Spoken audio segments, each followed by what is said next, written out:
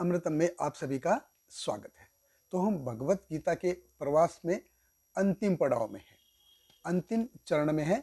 कुछ थोड़े ही श्लोक बचे हैं और ये पूरी भगवत गीता के कंक्लूडिंग श्लोक्स हैं।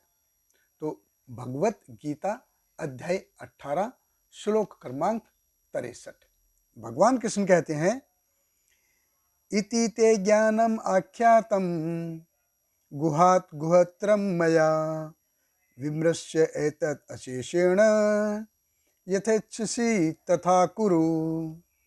भगवान कृष्ण कहते हैं, इस प्रकार मैंने तुम्हें गुहतर ज्ञान बतला दिया, इस पर पूरी तरह से मनन करो और तब जो चाहो सो करो। देखिए, भगवान कृष्ण कहते हैं कि मैंने तुम्हें सब बतला दिया। अभी क्या क्या बतला दिया? अध्याय 2 में भगवान ने ज्ञान योग और कर्म योग के बारे में थोड़ा संक्षेप में बताया।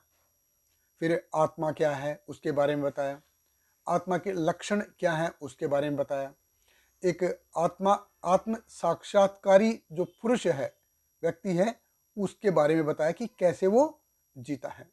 फिर अर्जुन को थोड़ा डाउट था, तो भगवान ने अध्याय 4 में ज्ञान योग और कर्म योग इसका पूरा सिद्धांत बताया।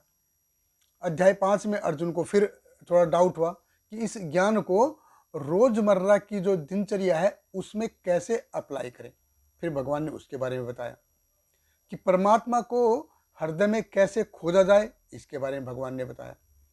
फिर अध्याय 7 में और 8 में मिश्र भक्ति के बारे में बताया और अध्याय 9 से लेके 12 तक शुद्ध प्रेम भक्ति के बारे में बताया कि भक्ति में सेवा कैसे की जाए। फिर अध्याय 13 से 17 तक भगवान ने ये प्रकृति के बारे में बताया कि ये प्रकृति कैसे कार्य कर रही है। और अब भगवान कृष्ण कह रहे कि इति ते ज्ञानम आख्यातम गुहत गुहोतरम, कि जो सबसे जो सीक्रेट नॉलेज है वो मैं बता रहा हूँ, वो बता दिया। और इतना सब बताने के बाद देखिए भगवान कृष्ण की सुंदरता देखिए, उनकी उदारता देखिए। भगवान कृष्ण कहते हैं, विमृश्य एतत् अशेषेण। विमृश्य अर्थात इसके ऊपर मनन करो, सोच लो, विचार लो। कैसे सोच लो, कैसे विचार लो? कि अशेषेण, पूर्णतया सोच लो, कंप्लीटली आप पूरा सोच लो इसके बारे में। तो ये भगवान कृष्ण के देखिए क्या है, गोल्डन वर्ड्स है। कितना सुंदर तरीके से भगवान कितना बोल रहे हैं, कितना दयालु भाव है भगवान का, कि बोल रहे हैं कि यथा इच्छसि तथा कुरु, कि जैसी आपकी इच्छा है वैसा करो। हम देखते हैं, हम इस जीवन में जब हम जीते हैं, खास करके जब हम संबंधों में जीते हैं, तो हमको सबसे कुछ न कुछ अपेक्षाएं रहती हैं।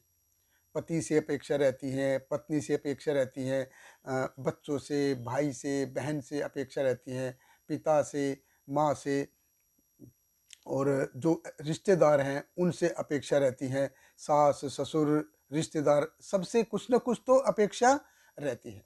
ऑफिस में जाएंगे तो ऑफिस में हमारे जो कलीग्स हैं उनसे कुछ अपेक्षाएं रहती हैं, बॉस है उनसे कुछ अपेक्षाएं रहती हैं, जो हमारे जूनियर हैं उनसे कुछ अपेक्षाएं रहती हैं। सभी से कुछ न कुछ अपेक्षाएं रहती हैं, चाहे वो थोड़ी ही क्यों ना हो। और सबसे ज़्यादा अधिकार किसका रहता है हमारे ऊपर? अथॉरिटेटिव सबसे ज़्यादा कौन है? एक शिक्षक है, जो अपने शिष्य के ऊपर उसका सबसे ज़्यादा अधिकार रहता है। शिक्षक का सबसे ज़्यादा अधिकार रहता है कि वो अधिकारपूर्ण बोल सकता है कि मुझे ये चाहिए ही चाहिए। क्यों? क्योंकि उसने अपना समय दिया है, ज्ञान दिया है, श्रम दिया है, इतना मेहनत की है, तो वो अधिकारपूर्ण उसको बोल सकता है।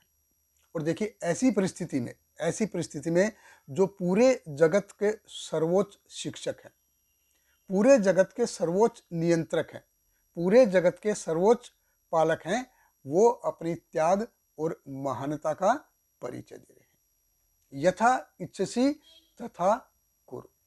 वो किसी पे फोर्स नहीं करते, भगवान फोर्स नहीं करते अर्जुन को कि अर्जुन मैंने जो तुमको बताया है तुम करो करो करो। नहीं, वो फोर्स नहीं करते। ऐसा नहीं बोले कि तुमको ये करना ही पड़ेगा, करना ही पड़ेगा। नहीं, वो फोर्स बिल्कुल नहीं कर रहे हैं। इसको बोलते हैं, ये है नॉन अटैचमेंट, ये आसक्ति रहित, भगवान को किसी से कोई आसक्ति नहीं।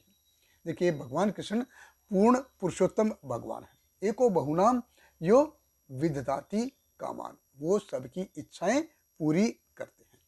वो एक ही है जो संपूर्ण भौतिक जगत को और आध्यात्मिक जगत को पूरा चला रहे हैं। फिर भी वो कैसे हैं? वो किसी से कोई अपेक्षा नहीं करते। यद्यपि भगवान का पूरा कंट्रोल है, सब पे पूरा कंट्रोल है, लेकिन अपेक्षा किसी से नहीं। हमारा किसी पे कंट्रोल नहीं है, लेकिन अपेक्षा सबसे करते हैं।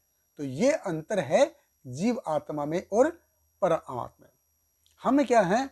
हम अपनी ही एक्सपेक्टेशन से बन जाते हैं, अपनी ही आशाओं से हम बंध जाते हैं। हम क्या है, किसी को फोर्स करेंगे ना, तो वो व्यक्ति वही करेगा जो उसको करना है, वो हमारी बात मानेगा नहीं।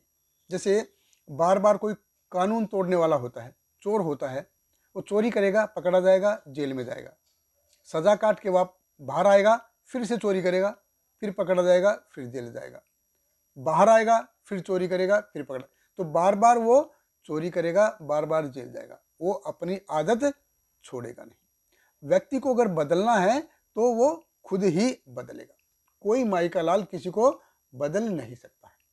और देखिए भगवान कृष्ण अपना व्यू दे रहे हैं। भगवान कह रहे हैं कि यथा इच्छसी तथा कुरु, वो किसी पे कोई फोर्स नहीं करते। और प्रेम का जो असली जो स्वभाव है, जो सिद्धांत है, ये ऐसा ही है। किसी को गन पॉइंट पे आई लव यू बुलवाना ऐसा नहीं है। क्या चाहता है वो ऐसा करो।